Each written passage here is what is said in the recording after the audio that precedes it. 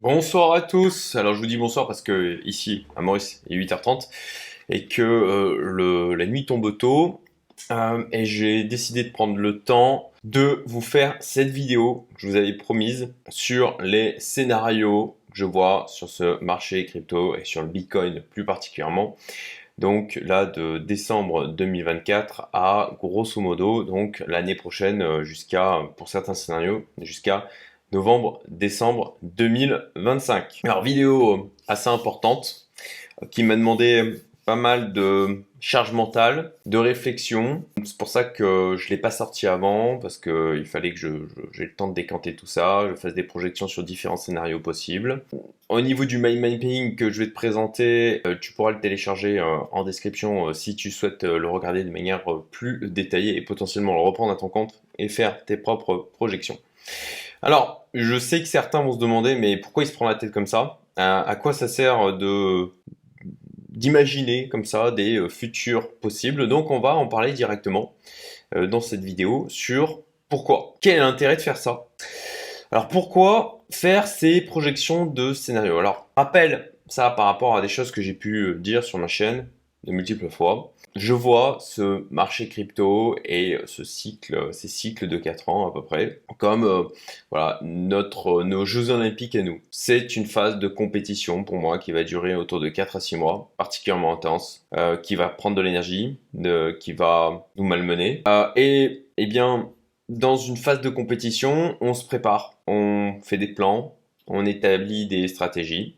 Pour moi, tel que je le vois, je parle de compétition, je limite même de combat. J'ai repris cette image à Benjamin Sultan de la chaîne Opside, qui est d'ailleurs une startup dans laquelle j'ai investi. Je vois le marché comme l'adversaire.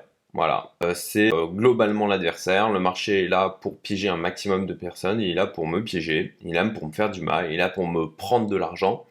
Et ouais, c'est ça. Me trouver des moyens de me faire prendre de mauvaises décisions. Le marché derrière, le marché au final, le marché est représenté par l'ensemble du monde entier, puisque on est dans une compétition qui est mondiale. On affronte des traders, des investisseurs, des spéculateurs, des institutionnels, des quants et du retail de partout du monde entier. Deuxième point, je pense à prendre en compte, et il y en a plusieurs, ça les gêne quand j'évoque ça. Même mon ami Fabien qui est intervenu sur ma chaîne, je crois que j'ai posté la vidéo, c'était dimanche dernier. Je te mets le lien, hop, voilà de ce côté. Si tu souhaites, je t'invite à aller voir cette vidéo qu'on a improvisée. Et, bon, elle a plutôt plu, donc je pense qu'on va y réitérer. D'ailleurs, je suis en train d'organiser là prochainement un podcast qui va regrouper des vétérans de la crypto, notamment des personnes qui ont déjà une très belle visibilité en ligne dans le monde de la crypto, pour voilà, discuter du marché. On verra si ça plaît, et si ça plaît, à ce moment-là, potentiellement, on en fera une série. Donc, revenons aux moutons. Votre victoire sera la défaite d'autres personnes. Et ça, c'est des gens pour qui ils ont du mal à accepter ça, ce côté compétition. L'argent que vous allez tirer de ces marchés, elle vient de personnes qui vont en perdre. Donc, je pense que ça, il faut pas l'oblitérer, il faut l'accepter. C'est le game. Et moi, je pleure pas pour ces gens-là. Alors bien sûr, ça me fait jamais plaisir de voir quelqu'un qui a perdu de l'argent. J'ai de la compassion pour cette personne. Néanmoins, on rentre dans une arène, on décide de combattre, et si on décide de combattre, bah, on accepte d'être blessé, on accepte de perdre. Donc, moi qui suis très porté sur la valeur responsabilité, en premier lieu la responsabilité personnelle par rapport à ses propres choix et ses propres actions, c'est un truc avec lequel je suis parfaitement à l'aise. Voilà, j'en appelle à la responsabilité de chacun qui décide de rentrer sur le marché et, et de combattre, tout simplement. Donc, pourquoi faire ces projections?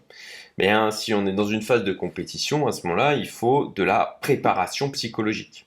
Il faut se préparer en termes de scénario et réfléchir à comment on va vivre la chose et comment on doit réagir dans ce cas-là. Je prends d'ailleurs un parallèle qui me vient à l'esprit là avec un membre de ma communauté privée qui fait des interventions. Lui, il a notamment formé des forces de l'ordre ou des individus, des personnes sur le cas de homejacking, d'agression à domicile. Et c'est un point important qu'il nous expliquait, c'est que juste le fait d'en parler, d'imaginer les situations, de se réfléchir comment on va réagir dans un cas comme ça, et d'avoir quelqu'un qui vous dit quelles sont les réactions à avoir dans un cas comme ça, augmente drastiquement les probabilités de bien s'en sortir. Et pour moi, c'est le même principe là que j'applique avec le marché crypto. C'est de prévoir des scénarios, même ceux qui ne me font pas plaisir. D'ailleurs, on va commencer par le plus difficile, le signe noir, la fin du game. Eh bien, la préparation psychologique permet une anticipation émotionnelle des chocs, une réduction du stress lors justement des événements extrêmes, une meilleure gestion des biais comportementaux et une protection, j'arrive à parler, protection contre le FOMO et la panique. Deuxième point, définition donc des stratégies de réponse. Et pour chacun des scénarios, je vais évoquer pour moi ce qui me semble les stratégies de réponse adaptées. Donc, stratégie de réponse en fonction des différents scénarios, donc stratégie de sortie définie à l'avance, niveau de prix critique qui sont identifiés, des points de décision clairs et des actions automatisées versus des réactions purement émotionnelles. Encore une fois, quand on est dans l'émotion, si on a un truc à se raccrocher ou on a anticipé la chose, on a réfléchi à qu'est-ce qu'on pouvait faire, on va aller le chercher automatiquement, ça va nous revenir à l'esprit. En tout cas, c'est une plus grande probabilité de le faire. Et à ce moment-là, on augmente notre probabilité de prendre des réactions qui soient plus éclairées. Et enfin, moi, je fais ce genre de choses pour travailler ma plasticité, flexibilité mentale, vous l'appelez comme vous voulez. D'une manière générale, je suis un gars lambda, hein, je suis pas plus intelligent que vous tous. J'utilise mon cerveau. Les ressources que j'ai à ma disposition, je les exploite. Et je trouve que malheureusement, ça manque beaucoup dans le monde d'aujourd'hui de gens qui juste utilisent leur cerveau, qui ont leur capacité, mais je sais pas, ils les exploitent pas, ils font pas l'effort. Ils ont pas, ils manquent de discipline personnelle pour dire, ok, bah, je suis face à une opportunité, à un problème et juste je fais l'effort d'utiliser mon cerveau et de réfléchir quoi. Il y a beaucoup de gens qui, enfin, ça m'échappe, je ne comprends pas, qui n'exploitent pas la puissance de leur cerveau, qui ne savent pas le faire. Et pour ma part, ça fait longtemps que je me suis bien rendu compte que j'étais pas particulièrement intelligent et donc j'ai décidé de faire avec les moyens du bord, ce que j'avais à disposition, et juste de l'exploiter quoi, avec on va dire en poussant le régime au maximum. Donc à noter que on ne peut pas prévoir l'avenir, d'accord. Je vais vous faire bouffer le disclaimer comme d'habitude. Allez, on le lance. Les informations présentées dans cette vidéo sont fournies à titre informatif uniquement et ne constituent en aucun cas des conseils en investissement, une recommandation, une incitation à acheter, vendre ou détenir des actifs financiers. Les opinions exprimées sont générales et ne tiennent pas compte de la situation financière, des objectifs ou des besoins spécifiques de tout individu. Avant de prendre toute décision d'investissement, il est recommandé de consulter un conseiller financier ou un professionnel qualifié pour des conseils personnalisés. L'investissement comporte des risques, y compris le risque de perte en capital. Voilà pour le disclaimer. Ensuite, se préparer mais rester flexible et adaptable, d'accord? C'est les conditions pour moi de la survie absolue. C'est d'avoir, encore une fois, on en revient, hein, c'est la raison pour laquelle je fais ce type d'exercice, plasticité, flexibilité mentale. Et donc se créer des conditions de réussite. Voilà, encore une fois, dessiner ces scénarios et réfléchir. Ça n'a pas été particulièrement agréable. Ça m'a pris du temps, ça a été fatigant, je me suis posé plein de questions, il a fallu le structurer. Ça a été littéralement des heures de travail. Mais, à nouveau, il faut se donner les moyens de ses ambitions.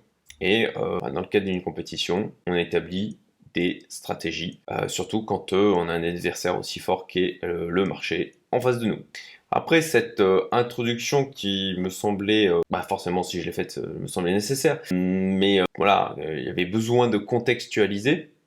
Je vais donc détailler les différents scénarios évoqués. Le premier, donc, le signe noir, la fin du game. Alors, qu'est-ce que pourrait être ce signe noir? J'ai fait tourner encore une fois un peu mon cerveau là-dessus. Par exemple, défaut sur des contrats dérivés majeurs. Alors encore une fois, hein, est-ce qu'ils sont forcément ultra réalistes? Peut-être pas forcément, mais j'ai essayé de faire preuve d'inventivité, d'imagination, pour aller chercher ce que j'appelle donc des risques en angle mort. C'est des risques où on n'a même pas idée qu'ils pourraient se produire.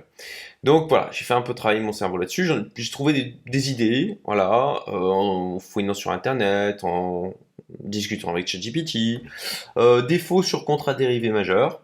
Donc, par exemple, faillite d'une clearing house majeure, faillite surprise d'un hedge fund avec plus de 50 milliards d'AUM, une faillite surprise d'une banque systémique majeure, la mort de Trump. Alors là-dessus, je m'étais dit oui que ça pouvait être un signe nord, mais en fait, j'ai regardé qu'est-ce qui se passerait en cas de mort de Trump. Typiquement, voilà, il y a une crise cardiaque ou il y a une explosion ou un assassinat. Hein, on a tenté quand même de le tuer il y a ça quelques mois. Eh bien, au niveau de la ligne de succession, c'est le vice-président qui serait en ligne directe.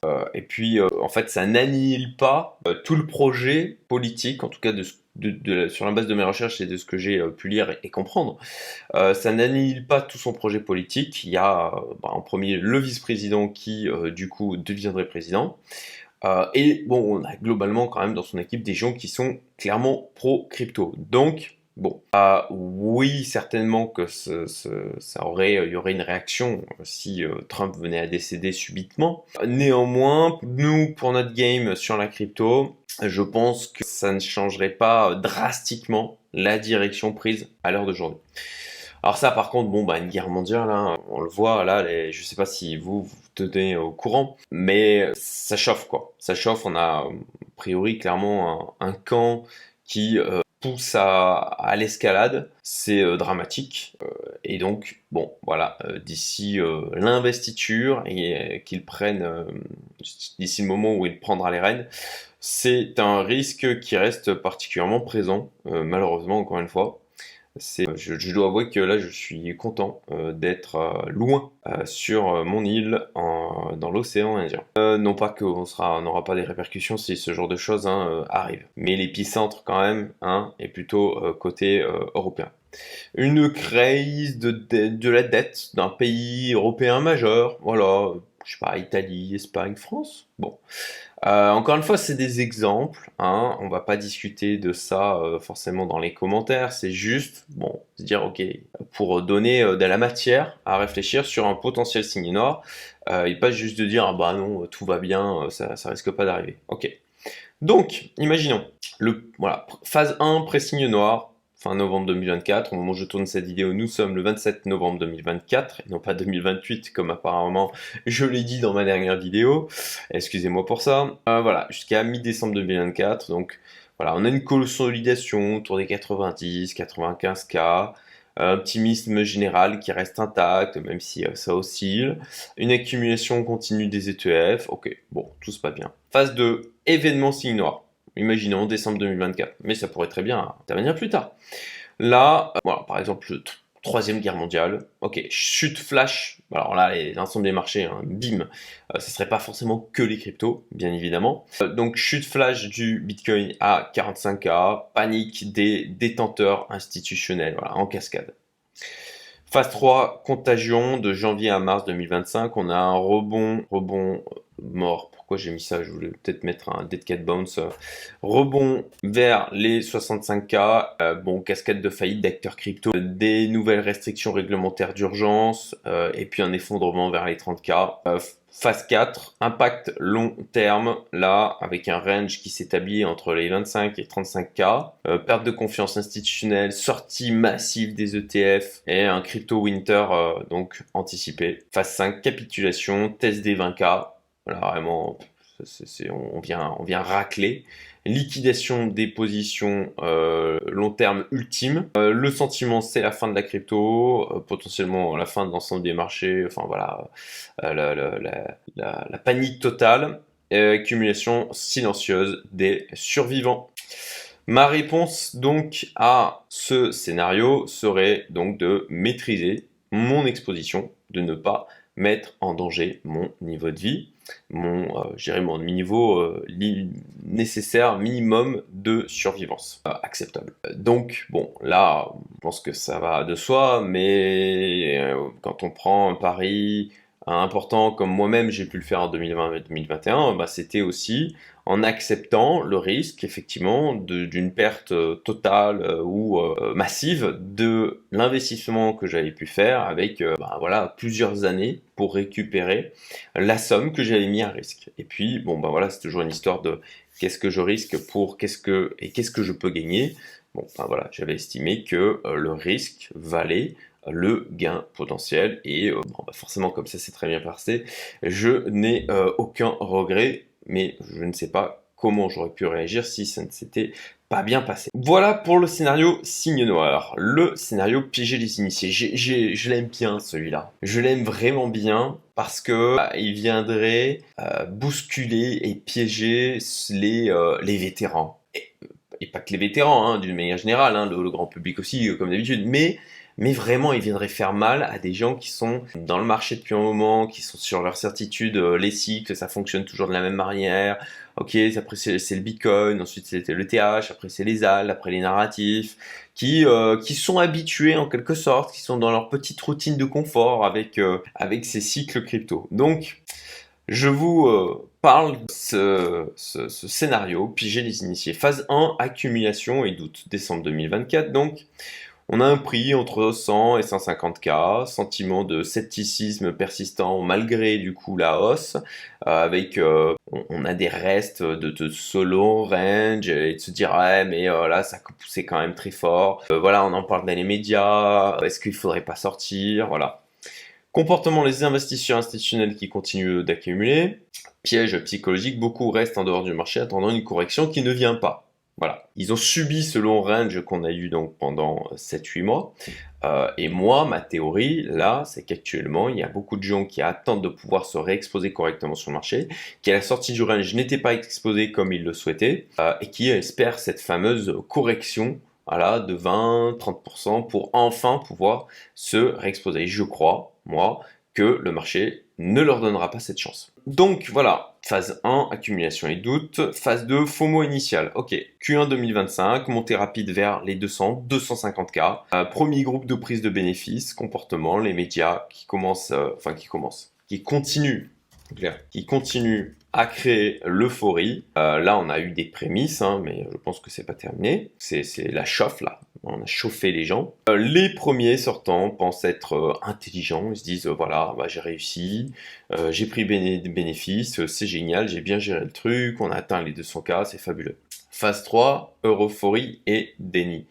Accélération vers les 300-400K. La douleur des sortants, de ceux qui sont sortis, devient insupportable. Ils se disent mais punaise, je suis dans le marché depuis longtemps. Je suis sorti, j'ai pris mes gains, ils continuent de monter. Et là, ils se disent, mais si j'étais resté, ça m'aurait fait plus X%, plus X centaines, millions d'euros, millions de dollars. Donc, ils rentrent. Voilà. Le nouveau paradigme, le Bitcoin valait 1 million, c'est le méga cycle, le super cycle que tout le monde attend depuis des années. Donc, réentrer des premiers sortants à des prix plus élevés. Donc, ils réentrent, ce qui pousse du coup le prix. On a un pic 400K, 500K, euphorie maximale, c'est l'argent facile, le Bitcoin, les cryptos, c'est fabuleux. Je suis le roi du monde, je suis vraiment trop fort, regardez mes gains. Et les premiers avertissements de ralentissement du marché sont bien sûr ignorés, parce que cette fois, c'est différent, c'est le super cycle. Et la phase 5, effondrement, chute brutale initiale de 30 à 40%, et là, mais c'est normal, tout va bien, c'est le super cycle. Les institutionnels sont là, on est dans le narratif même étatique. Voilà, c'est le narratif pour moi de ce bull run, le narratif étatique. Les gouvernements sont là. S'ils ont investi, ils ne laisseront pas le prix baisser trop fort. De toute façon, ils vont soutenir le prix. Ils vont, voilà, même les gouvernements sont en train d'entrer. Donc, rebond trompeur du dead cat bounce, le classique. Les investisseurs restent exposés, convaincus donc d'une reprise parce que voilà, le narratif. Et donc, piège ultime, l'incapacité à accepter la fin du cycle. Alors, moi, je trouverais ce scénario magnifique. Voilà, pour encore une fois piéger un maximum de personnes. Ma réponse par rapport à ça, bien me fixer des objectifs réalistes, rester exposé au marché suffisamment, après être bien sûr sorti en grande partie, et ou ne pas tomber dans le piège de re-rentrer et courir après le prix si je sors en totalité. C'est surtout de ne pas dire oh punaise ça monte, allez je re-rentre, voilà, ne pas tomber là-dedans, puisqu'encore une fois le marché cherche à nous piéger. Changement, ou alors changement de stratégie avec allocation partielle. Ok, bon bah je sors ma somme et j'en prends une partie que je réalloue avec un changement stratégique. Typiquement, je réalloue sur peut-être Capstellar, où là il y a un système de sortie en automatique basé sur des signaux techniques. C'est, je dirais, bête et méchant entre guillemets, mais au final la force de la simplicité. Ou alors faire du trading, ou alors du dégène pur, hein, mettre une allocation et passer de narratif en narratif. Voilà, j'ai pas encore défini l'ensemble de ma stratégie, j'ai les grandes lignes, mais je pense que je vais la réserver pour les membres de ma communauté privée Miomento et les membres du programme Fast Track Investor. Peut-être que j'en donnerai des bouts, des informations dans mon canal Telegram. J'aime bien ceux qui sont dans mon canal Telegram, voilà, leur donner un peu plus d'infos que ce que je peux faire sur YouTube, déjà parce que ça me demande moins d'efforts, que c'est rapide et que ça me permet d'interagir avec eux. Lien en description, hein, tu connais la musique. Et puis bien sûr, résister à la pression sociale, ça c'est vraiment la chose qui est difficile. J'y ai été confronté, on sort, on dit qu'on sort, on dit qu'on est sorti, et puis il y a des gens qui nous disent « Ah mais t'es fou, attends, l'Ethereum, t'es sorti mais il va aller à X, le Solana il va aller à X, le Bitcoin il va aller à X, de toute façon c'est super cycle. Et regarde moi, tu vois, toi t'es sorti, mais moi je continue à faire des plus-values. » Voilà, le classique. Et ça, il faut être assez fort mentalement pour pouvoir résister. Et pour moi, les éléments de scénario que je vous évoque là, c'est de la préparation mentale à ça. C'est exactement le pourquoi que je vous ai évoqué tout à l'heure, une préparation psychologique. Voilà pour le scénario de piéger les initiés. Ensuite, le retour du range de la mort. Alors ça, c'est un micro-scénario. J'en ai parlé dans mon canal Telegram. Là, je trouverais ça magnifique. Sur le court terme et les semaines qui viennent, en fait, on est un range avec une consolidation voilà, tout le mois de décembre et une oscillation entre 85, 86K et 99K. Voilà. Et il nous fait un bis repetita de ce qu'on a eu pendant 8 mois, pendant quelques semaines, et il nous fait une petite lessiveuse. Voilà. Entre 86 et 99K, pim pim pim pim pim pim pim pim. Voilà, test répété de la résistance des 100K, accumulation discrète par les institutions, sentiment de frustration croissante des investisseurs. Et pourquoi je trouve que ça serait magique? Parce que déjà, ça ferait revivre le traumatisme de cette année pour certains. Ils diraient ah non, pas encore. Voilà. Et ça, d'appuyer sur la douleur psychologique, ça c'est quelque chose d'assez efficace. Ça ferait douter les nouveaux entrants et ceux qui ont FOMO, qui ont vu là dernièrement que c'était monté hyper vite et qui sont rentrés à 98 000, à 99 000, 97 000. Ça permettrait aux gros de réaccumuler gentiment. Ça permettrait à la surchauffe que l'on a eu depuis une semaine au moment où je tourne cette vidéo de bien se calmer, même si là actuellement on a quand même le RSI qui a diminué, le Fear Green Index qui a rebaissé, mais il y a eu clairement de la surchauffe quoi. De quoi donner une belle base pour une nouvelle impulsion aussi, et de quoi dégoûter et faire douter ceux qui attendent une correction plus forte pour se positionner. Voilà. Donc, ma réponse à ce scénario, ma foi, patienter, ne rien faire, avoir une exposition avec laquelle je suis à l'aise, éventuellement faire du dérisquage quand on est sur le haut du range, rentrer quand on est sur le bas du range, voilà le genre de stratégie que j'ai pu avoir pendant donc l'année 2024. Et puis une conviction personnelle forte, basée sur des recherches approfondies et personnel. C'est important, j'arrête pas de le dire. Moi, je suis juste un gars dans son bureau, là je paraphrase Paul de Crypto Formation, mais j'aime bien cette expression,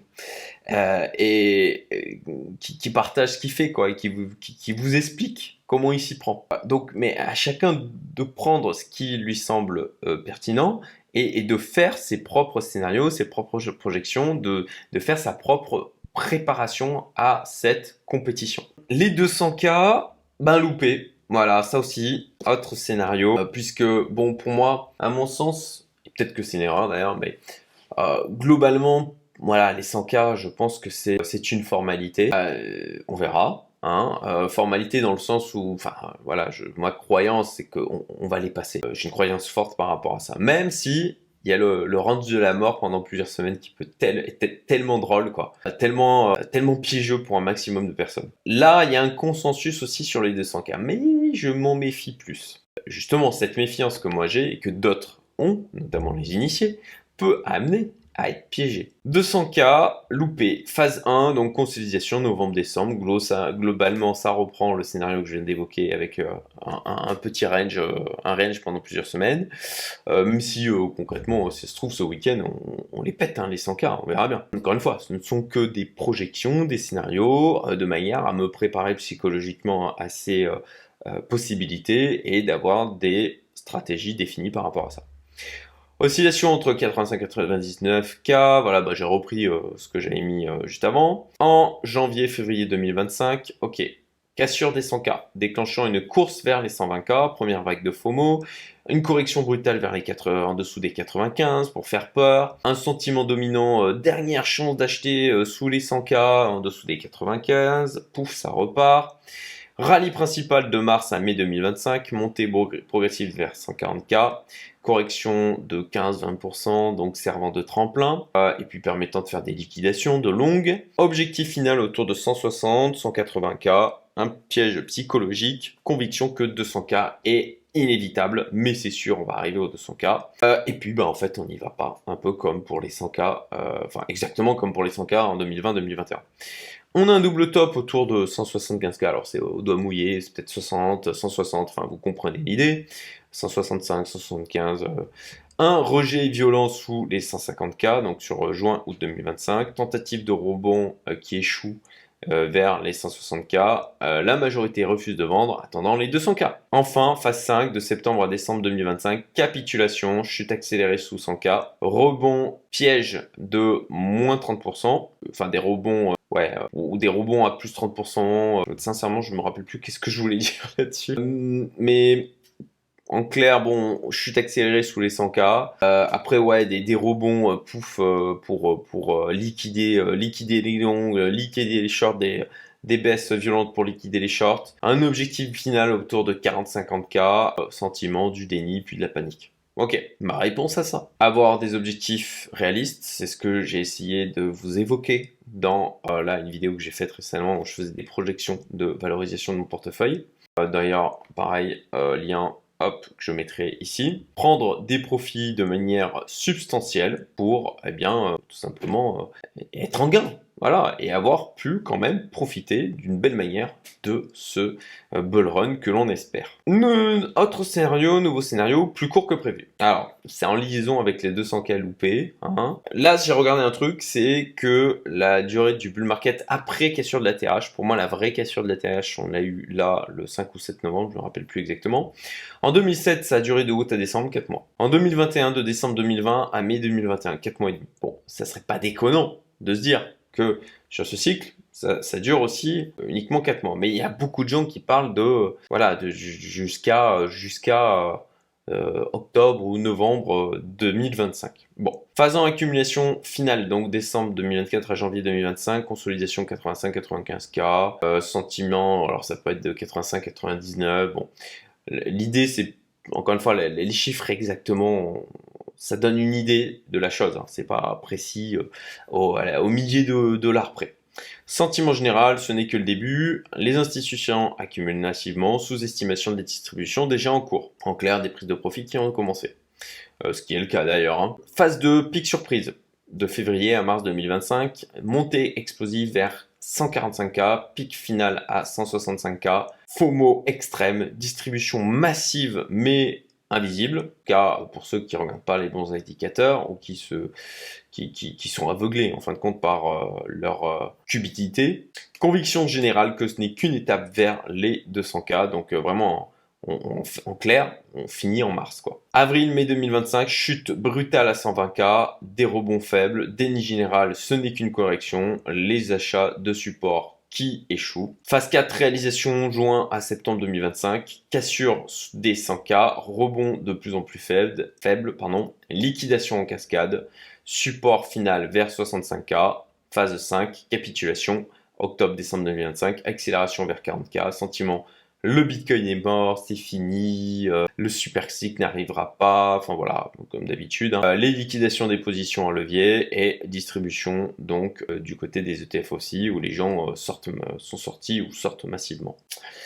Ma réponse par rapport à ça, eh bien me fixer à nouveau des objectifs réalistes et prendre des profits de manière substantielle. même postulat qu'avec les 200K qui sont loupés. Plus, bien sûr, en tout cas moi c'est ce que je fais, j'ai de multiples indicateurs que je surveille, et je sais que ça va encore faire grincer des dents à certains, mais que j'ai partagé dans ma communauté privée Youmento et mon programme Fast Track, et qui me servent dans mon plan, ma stratégie, de potentiels éléments de sortie. Donc, mind mapping téléchargeable, lien en description, tu connais la chanson, à voir aussi, donc, vidéo avec mon ami Fabien, qui est un vétéran aussi du marché crypto, avec qui j'ai débuté. Je lui avais fait découvrir le marché en août 2018, et bon, bah, ma foi, ça a été un des éléments life changer dans sa vie, et j'ai le plaisir aujourd'hui d'avoir un de mes meilleurs amis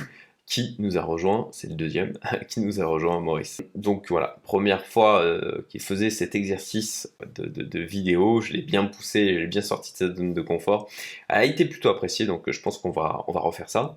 Et vidéo hyper importante, où je parle justement de mon plan d'action et je reviens sur des éléments que j'ai évoqués dans cette vidéo, mais que j'approfondis dans cette vidéo où je parle de mon plan d'action. Voilà, comme d'habitude, si la vidéo t'a semblé pertinente, si tu as appris des choses, si tu penses que ça peut être utile à d'autres personnes autour de toi, bah partage-la. Je te remercie pour ça. Like, mets un petit commentaire pour me dire potentiellement, toi, les autres scénarios auxquels j'ai pas forcément pensé, lequel ou lesquels te semblent les plus crédibles.